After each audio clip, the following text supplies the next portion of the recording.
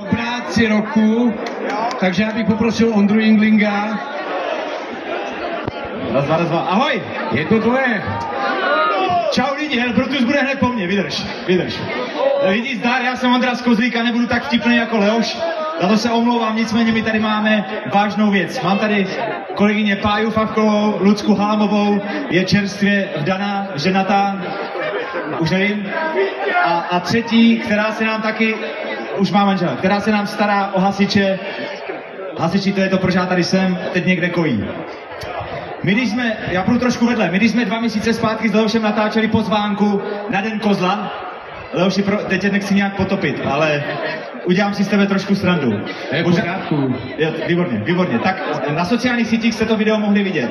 Leoš dostal scénář a bylo vtipný, jak si s tím textem tak jako nějak hrál. Přišel pozdrav a říká: ahoj kozlíci, ahoj kozičky. Já říkám: Leoši, kozičky, kozinek doma, je to kozel. Pokračujeme dál, všechno jde v pořádku, máme téměř natočeno, Olda, Leoše nepotrkal, to bylo super. A na závěr říká: vemte tetu, strejdu, manželku a milenku. Já říkám: Leoši, milenky nechme doma, jo. Co já jsem chtěl říci, že ta spolupráce, no minimálně tak, jak na mě Leoš působí, tak působí navenek. Já bych Leošovi moc krát chtěl poděkovat, protože mu asi dneska nikdo nepoděkuje. Díky moc, vážím si toho a jsem tady rád. Sorry, Leoši. No a teď dejte mi 5 minut, mám přesně 5 minut, pak musíme jít ze stage. Proč já jsem tady? Možná jste si přečetli na programu vyhlášení titulu Dobráci roku. Velkopopovický kozel podporuje dobrovolné hasiče 17 let. Pro nás jsou dobrovolní hasiči takovými supermoderními superhrdiny, kteří pomáhají mnohdy zadarmo, nezištně a poctivě. A to se propisuje do značky DNA Kozlíka.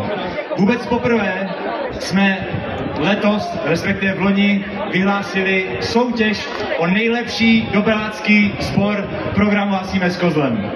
A ty si teď vyhlásíme. Milí přátelé, Pavli, Luci, už můžeš ukázat. My gratulujeme moc krát, že prvním výhercem se stalo SDH Olešnice.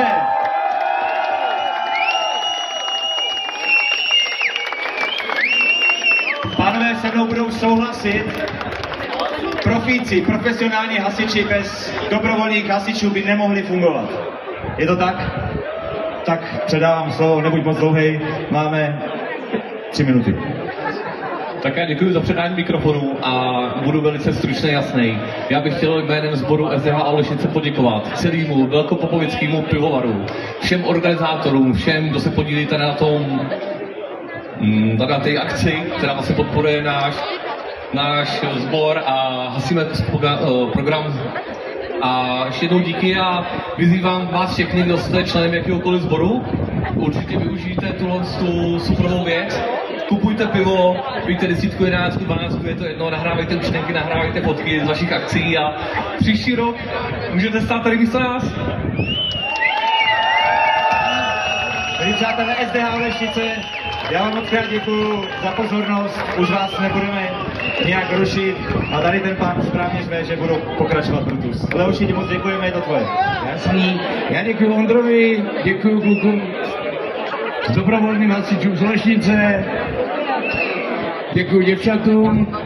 No a jak jste slyšeli, přijde ta pravá big beatová legenda a opijeme se.